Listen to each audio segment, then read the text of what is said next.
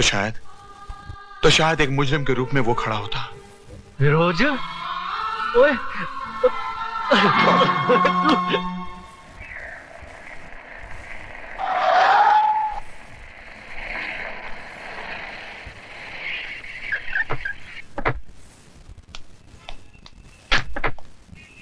साहब साहब साहब, अंधा है क्या? नहीं बाबू, भूखा हूँ इसलिए लड़खड़ा कर गिर गया। देख, तेरे गिरने से क्या हो गया? मामूली सा दाग लग गया है, मैं अभी इसे साफ किए देता हूँ। तेरी नजर में ये मामूली सा दाग होगा, मगर हमारी नजर में ये कार बिल्कुल बेकार हो गई है। और राय बहादुर उस चीज को कभी इस्तेमाल नहीं करता जिस पर एक भी दाग लग गया हो। सिक्योरिटी, इस गंदगी को बाहर फेंक दो और फिर दोबारा ये इस ऑफिस की इर्द गिर्द भी दिखाई ना दे। चले बुड्ढे, बाहर निकाल, चल।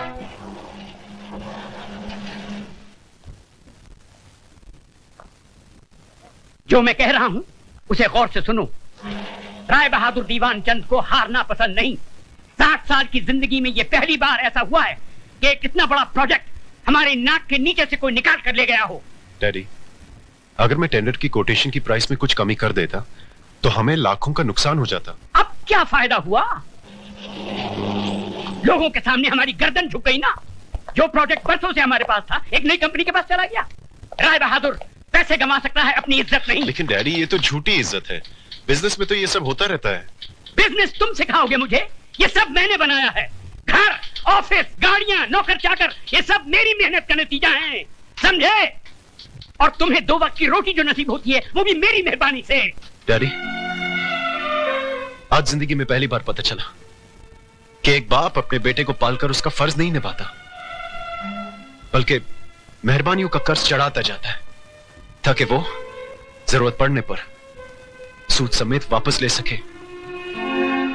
ये शान और शौकत, ये ऐशो आराम आप ही को मुबारक हो डैडी।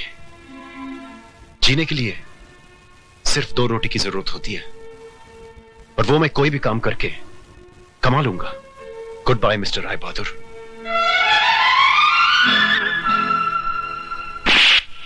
जाने की धमकी देता है? कहां जाएगा तू? तेरे चेहरे पे ये रौनक जो है ना, ये सिर्फ इस राय बहादुर के चिराग से है। इस चिराग से दूर गया तो अपने आप को पहचान नहीं पाएगा। जीने के लिए सिर्फ रोशनी की ही जरूरत नहीं होती, अंधेरा भी चाहिए। मैं अंधेरे के सहारे अपनी जिंदगी गुजार लूंगा। रमेश, जीजा जी, वेरी गुड, वेरी गुड। आप भी बच्चों की छोटी छोटी गलतियों पर नाराज हो जाते हैं। रमेश बेटे, बेटे तुम अपने कैबिन में जाओ, हम अभी आते हैं।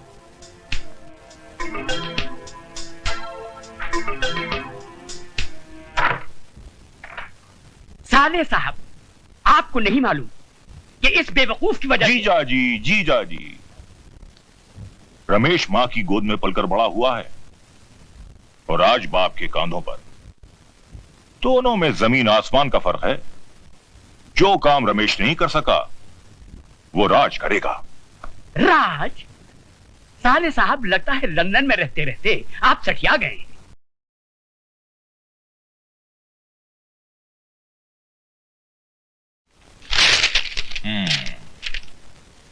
डैडी, मैं आपके इस घर को छोड़कर अपने बीवी बच्चों के साथ एक ऐसी जगह जा रहा हूं जहां लोग मुझे आपके नाम से नहीं बल्कि मेरे अपने नाम से जाने। Very good.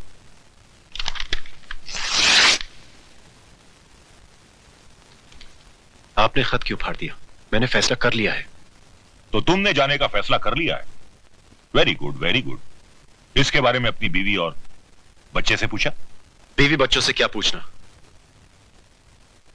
पत्नी का घर वही होगा जहां पति रहेगा। हरगिज नहीं। तुम क्या समझते हो, इस बेवकूफी के रास्ते पर मैं तुम्हारे साथ चलूंगी? अपने बच्चे के सर से हवेली हटाकर उसे गंदी झोपड़ी में डाल दूंगी? आज मैं समझा, तुम्हें पति नहीं, पति की दौलत चाहिए। जिनके पास दौलत नहीं होती वो पति भी नहीं रहते। क्योंकि औरत किसी दौलत वाले के साथ चली जाती है। औरत नहीं, अक्लमंद इंसान। राज को देखो, वो पिताजी को कभी जवाब नहीं देता। पिताजी उससे खुश रहते हैं और तुम हमेशा अपने उसूल और आदर्शों के चक्कर में पड़े रहते हो। मैं अपनी औलाद को सड़क पर भटकने नहीं दूंगी। उसके मुकद्दर में अगर हवेली का सुख है तो तुम्हें उसे छीनने का कोई हक नहीं। पत्नी और संतान के लिए इंसान ने क्या क्या कुर्बान नहीं किया। हाँ, बच्चे की आड़ लेकर तुमने अपनी कहानी अच्छी तरह से बयान कर दी। समझ गया मैं। अग्नि के सामने ली गई सारी कस्में सब झूठी थी। शारदा, मेरे मकसद में तुम मेरी मदद करो या ना करो, तुम्हारे मकसद में मैं तुम्हारा साथ जरूर दूंगा, ताकि सब कुछ पाने के बाद जब तुम्हें पता चलेगा कि दौलत सब कुछ नहीं है, तब तुम्हें एक पति की जरूरत होगी। और उस वक्त शारदा मैं नहीं रहूंगा।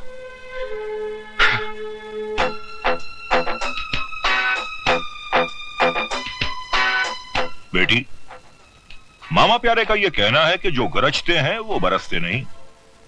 और अगर कभी ऐसा हुआ तो अपने पति को मेरे पास लंदन भेज देना। मैं जीजा जी के कारोबार के साथ साथ इसकी भी देखभाल कर लिया करूंगा। Very good.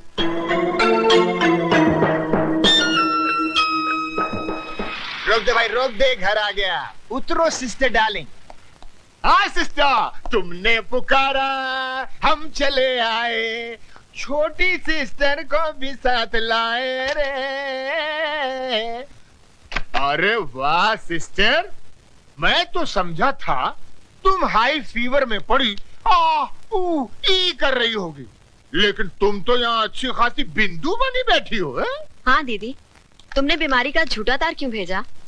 अरे गधों, ये तार वार की बात किसी से कहना नहीं। बट व्हाई नॉट सिस्टर, इसमें राज क्या है? बात दरअसल ये है कि तुम्हारे जीजाजी उसूल और आदर्शों के चक्कर में पड़ गए हैं। पिताजी उनसे नाखुश हैं। वो सारा कारोबार राज के हाथों में सौंपना चाहते हैं। राज ने अगर कारोबार संभाल लिया तो पिताजी फौरन उसका घर बसाना चाहेंगे। कहीं कोई बड़े बाप की बेटी आ गई तो जो पिछले 10 साल से मैं राज कर रही हूं वो खत्म हो जाएगा। इससे पहले कि राज की जिंदगी में कोई और लड़की आए, तुम उसे शीशे में उतार लो।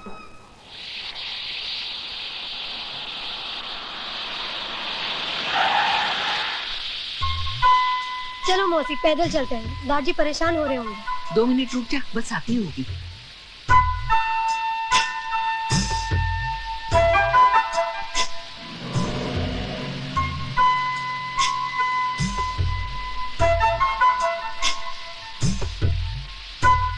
अरे छोटे मालिक, आप?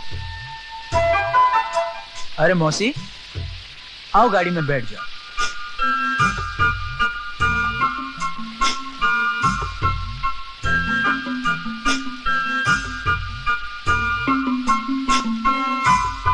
आओ मौसी, बैठ जाओ। बैठ जाओ ना मौसी। चल बेटी, आजा जल्दी। अरे आओ ना। मौसी, क्या हुआ? तुम आगे बैठो, मैं पीछे बैठूंगी।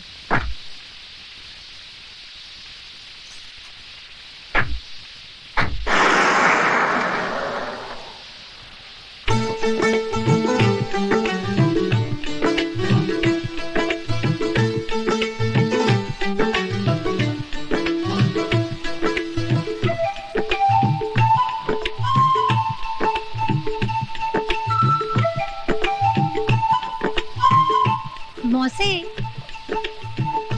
कुत्ते की नजर हर वक्त छिचड़ों पर ही क्यों होती है? क्योंकि वो कुत्ता है। अगर आदमी की नजर छिचड़े पर हो तो? वो तो कुत्ते से भी बदतर है। अरे उसे बचा। कहाँ खो गया था तू? कहीं नहीं। अगर आप सामने देखकर गाड़ी चलाएंगे तो एक्सीडेंट नहीं होगा।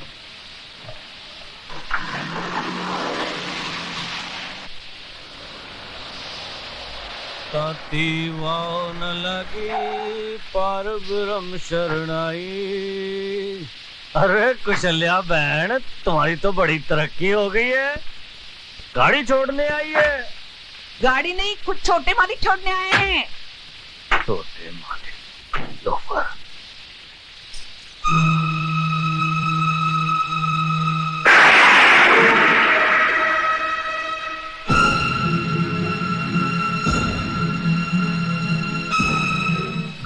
अब समझ में आई कसाई के दिल में रहम क्यों आया।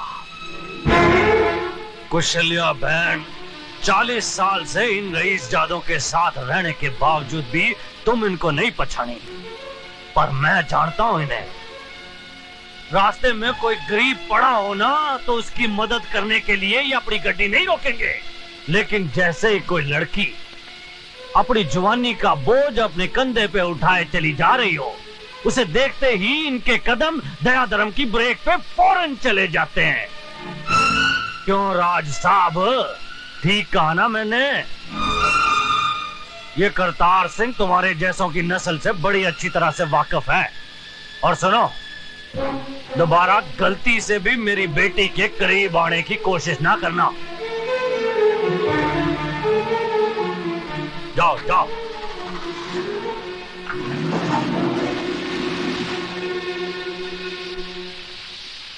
कुशल्या बहन, रब ना करे अगर मेरी बेटी कहीं बीच रास्ते में मर जाए, तुम भले ही उसकी लाश को घसीट के कार ले आना, पर इस रईसजादे की गड्डी में डाल के मत ले आना। भाई साहब, गलती हो गई। चल पुत्र चल।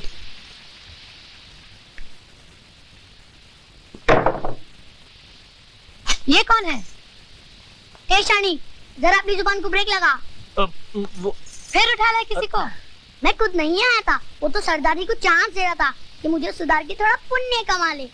बेटी, ये राजू है, बड़ा ही प्यारा बच्चा है, बेचारे के माँ बाप नहीं है। इसका मतलब ये भी मेरी तरह लावारिस है। ए, क्या तू भी बिगड़ेली थी मेरी तरह? नहीं, मैं सुधरेली थी। तो फिर इधर सरदार जी की स्कूल में क्या करी है? तुम जैसों को सुधारने का इंतजाम करती हूँ। चल पहले हाथ मुंह धो। काय को जाता है कि एक फटके में सारा बोल वचन दूर कर दूं। सरदार जी, ये फूलन देवी है क्या? नो, झांसी की रानी। दार जी, पापा को दो प्यार जी। जीती रहे। ये तो इमोशनल फैमिली लगती है। माला, आती हो रीमा? अरे बाबा देर हो रही है, जल्दी चलो। दार जी, मैं स्कूल जा रही हूँ, शाम को मिलूंगी, नाश्ता कर लेना। ठीक है पुत्र, अपना ख्याल रखें।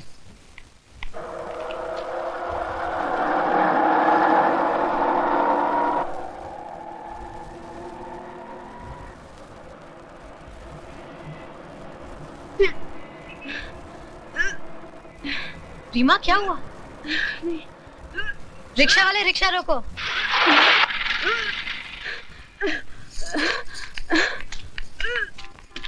तू ठीक तो है? रीमा, क्या हुआ तुझे? हुआ नहीं, होने वाला है। बारात आने से पहले बच्चा आ गया।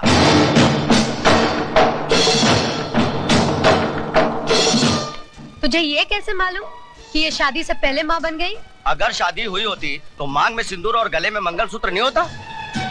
तेरी शादी हुई है? हाँ। क्या सबूत है? माए बोलता है ना। तू क्या राजा हरिश्चंद्र है? तो जाके मेरी बीवी से पूछ ले।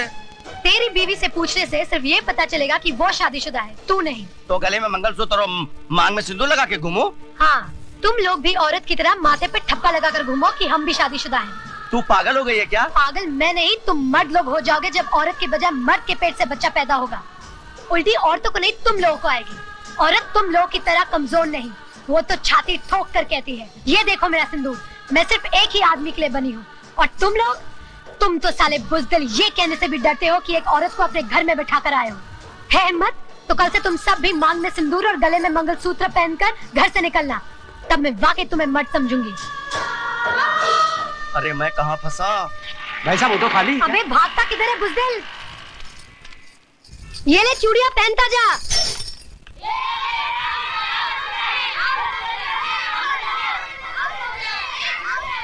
मेरी बात का यकीन कर माला, प्रकाश एक अच्छा लड़का है। अच्छा होता तो शादी से पहले तेरे साथ वो न करता जो उसे नहीं करना चाहिए था। ओफो, तू तो हर आदमी को गलत समझती है। मैंने कहा ना, वो मुझे बहुत प्यार करता है और शादी भी करेगा तो सिर्फ मुझसे, किसी और से नहीं।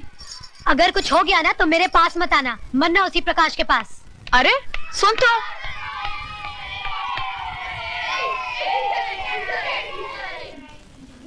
Thank you Mrs Mukherjee.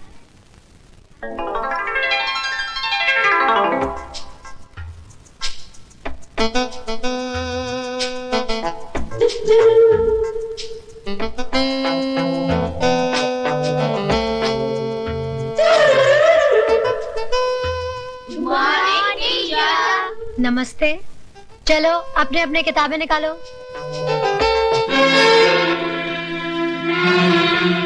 बच्चों ये क्या है? इससे क्या किया जाता है? और इससे बिनाई की जाती है।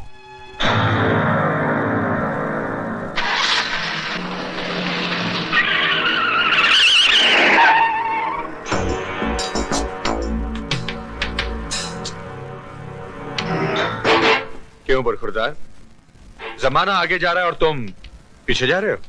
नहीं इंस्पेक्टर साहब, जाना तो मैं भी आगे चाह रहा हूँ, लेकिन शायद गियर गलत लग गया। तो अपना गियर सही करवा लो बरखुरदार। जिस तरह से कॉलेज जाने की उम्र में तुम केजी स्कूल के चक्कर लगा रहे हो। What do you mean, inspector? hey! ये मेरा इलाका है। गाड़ी आगे बढ़ाओ, कान कहीं और लगाओ। And now get going.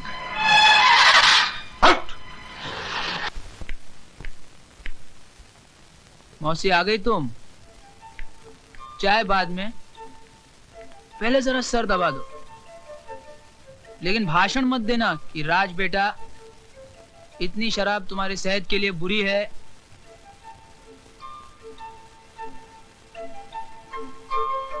वाह मौसी, आज तुम्हारा हाथ लगते ही सरदर्द एकदम दूर हो गया।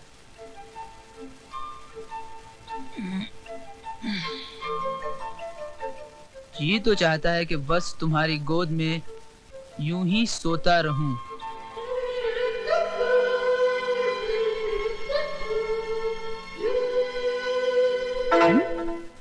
ए, तुम मौसी कहाँ गई?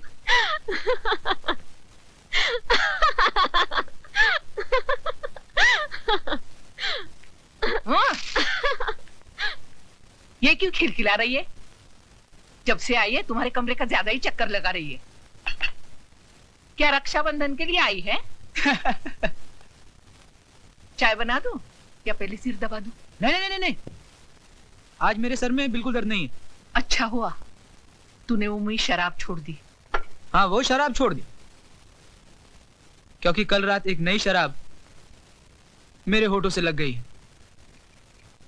ले चाय पी दे।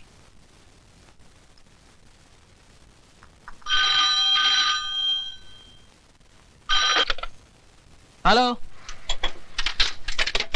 हाँ राज, मैं प्रकाश बोल रहा हूँ। हाँ बोल, क्या बात है? यार एक मुसीबत आ गई है। डॉक्टर गंडोत्रा से बात करूं, यही ना? यार तुझे कैसे मालूम कि? अगर मुर्गी खाने का शौक है तो खाओ, मगर हड्डी को गले में बांध के मत फिरो।